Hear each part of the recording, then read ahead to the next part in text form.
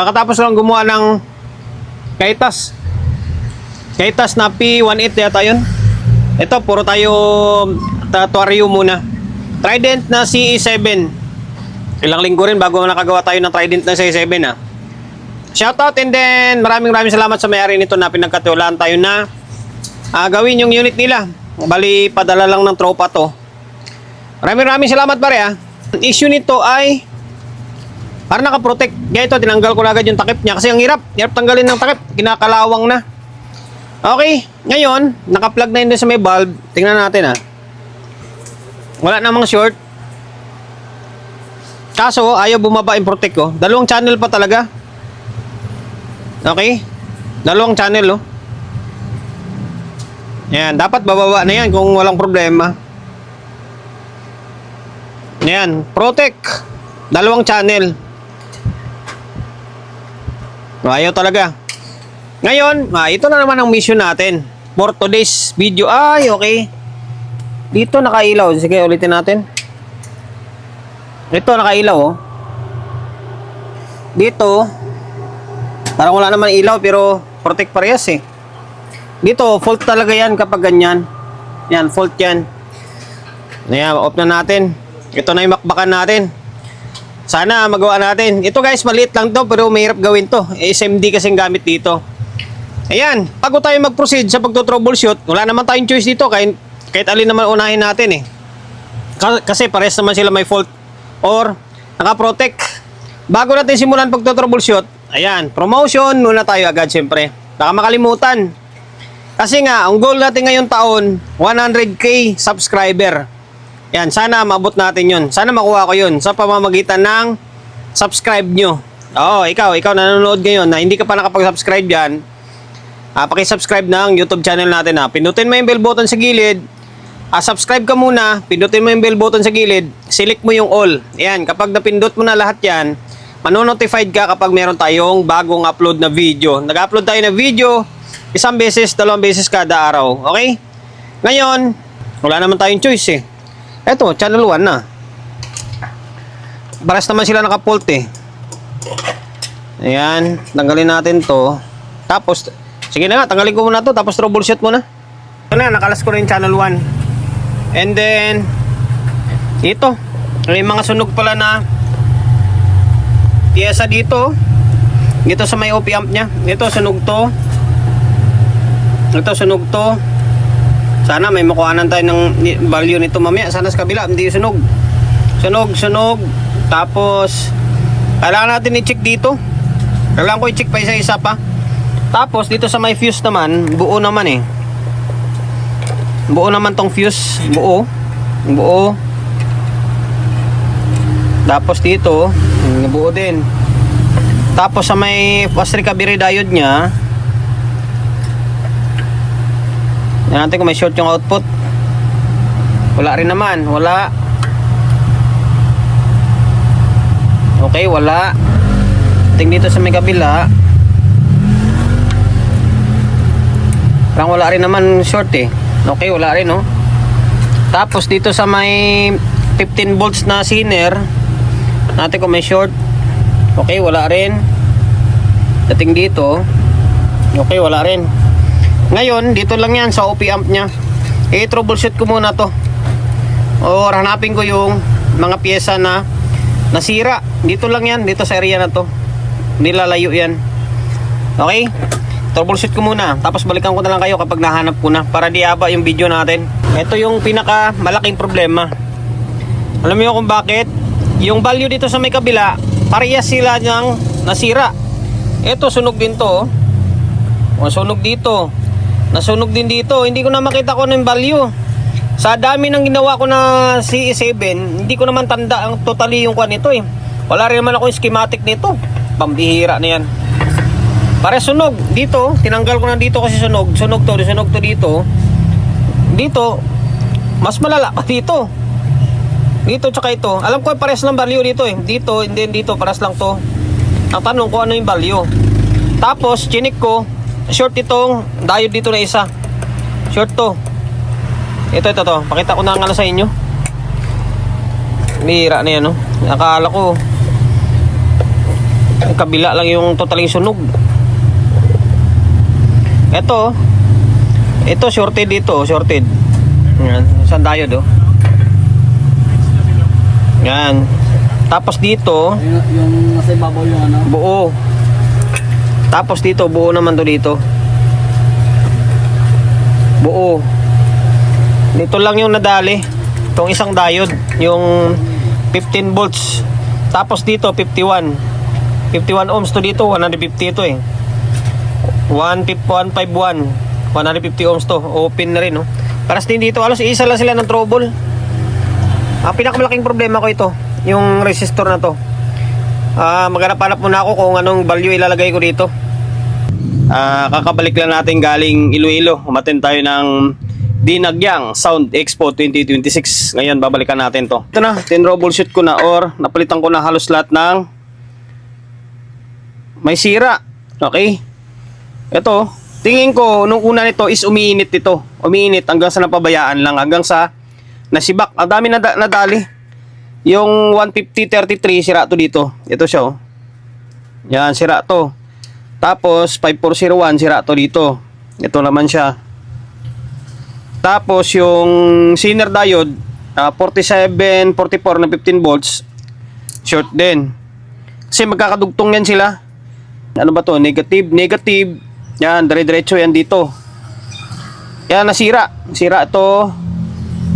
Ayan, pakita ko na lang sa inyo yung mga na-open or nasira. Ito, 150 ohms, dalawang 150. Tapos, isang 470. Yung nandito na walang value, buti may mga video tayo nito sa previous natin sa may YouTube.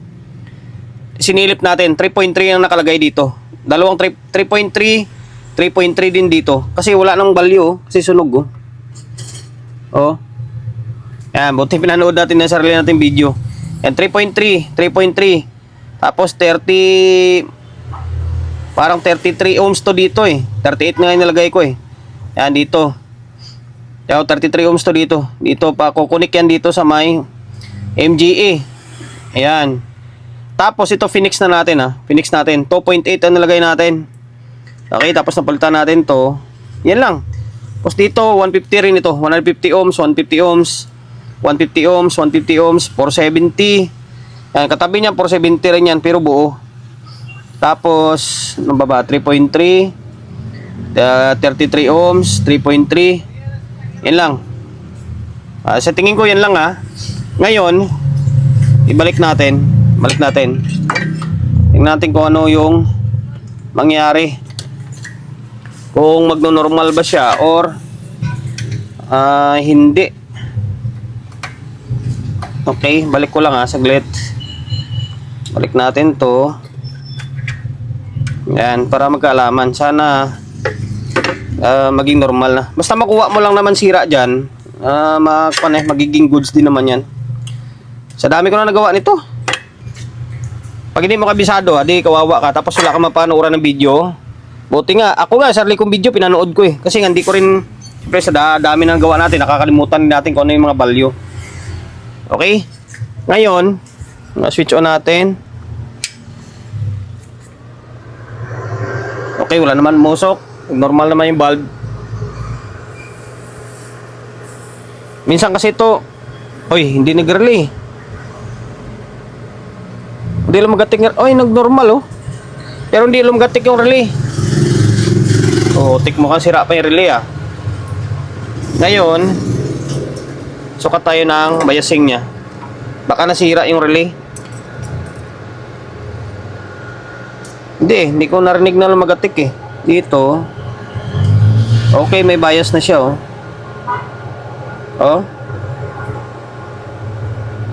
Diba? Normal oh. 0.26. Ngayon, may bias naman, pero hindi siya nag-relay. Yan tayo nalungkot. Wala talaga, ayaw. Putik, magtatanggal pa pala tayo nito. Tanggalin natin to, tapos yung relay, palitan natin. Pagtang ko yung relay, or check ko kung bakit hindi siya nag-relay.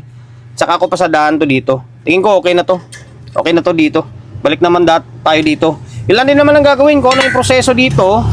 Yun lang din gagawin ko rito. Hanapin ko yung mga sira ng nandun na side. Tapos dito, kasi isa lang sila ng problema eh.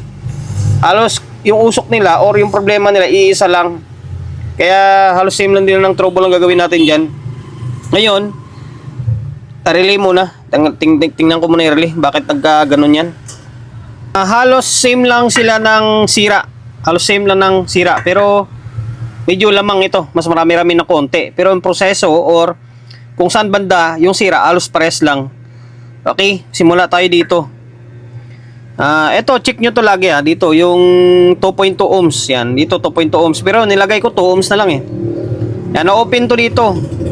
Dito sa kabila, ito yung unang ginawa natin. Hindi na-open to. Okay, hindi siya na-open. Dito naman na-open. Tapos, sira din ito. 4744, yung 15 volts, sira rin.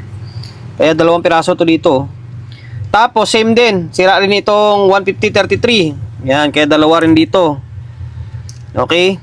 Tapos, yung 5401, sira rin ito. Halos, press nga sila na sira. 5401, sira. Ito, 3.3 din to, 3.3K, 3.3K, tapos 150 ohms, 150 ohms, 470, tapos itong 33 ohms dito. Ang kinaiba lang nila or dumami lang na konti itong sira kasi dito, yung value na nandito, 1K, ito to, 1K dito, na-open to dito. Pero dito sa kabila is buo. Ito to, 1K to dito eh. 102. Yan, 1K. Tapos 1K. Tapos itong 5532. Pinalitan ko to sira. Ito to. Yan, GRC na 5532. Sira to. Kaya pinalitan natin. Ano pa ba? Yan lang. 2.2. 150 ohms. 1K. 470. 3.3. 5401. 150-33. Tapos itong 33 ohms. Tapos ito pala 510 ohms, sira din to 510 ohms, 3.3, 150 ohms. Ayan. Kasi sa mga previous vlog ko, dami na ako nagawa ganito. Alas common yung sira nila. Okay? O yan. Tapos Phoenix na rin natin Yan, 2.8. 2.8K ang gamit natin dito. Yan, 2.8K, 2.8K. 2.7 tapos dagdag ka ng 100 ohms para magiging 2.8K. Okay? Ngayon, balik natin. Tapos pakita ko sa inyo na magiging normal na. Naibalik na natin yung dalawang board. Dito pala buo yung relay nito. Sa kabila sira eh. Ngayon, switch natin. Yan, lumagatik na ito Bago na pala yan. Nakita ko sa inyo, babago na yan Broadway ang pinalit natin. Okay? Yan, Broadway yan. Pinalitan natin. Sira ka talaga ito. Pintik na to. Yung Wii, sira. Ayaw mag-trigger. Ito, buo ito, nagtitrigger eh. Ngayon, yung biasing nila. Sana may bias na. Kaya kung may trouble kayong ganito, panoorin nyo na yung video ko. May mga previous pa akong video nito na kahit ako, doon pa nga ako kumuha ng idea eh. Ayan, pares lang bias nila Halos magpo 0.26. Halos magpo 0.26. Okay. Goods na. 2.8 inulit natin. Ang dami niyang sira. Kaya kung hindi ka magtiyaga dito, hindi mo itsatiyagain sila kapag check, wala, hindi mo mapapagana ito. Ngayon, maglagay ako ng audio input tapos speaker. Naglagay na tayo ng speaker. Okay, tapos naka-stereo tayo. Yan, laptop natin gumagana. Okay. Lumagatik dalawa, relay. Medyo matagal lang yung delay nito.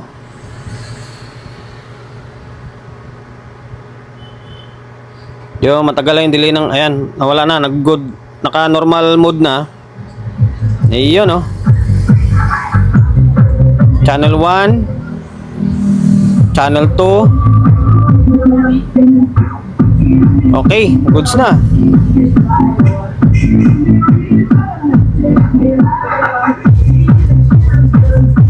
Iyon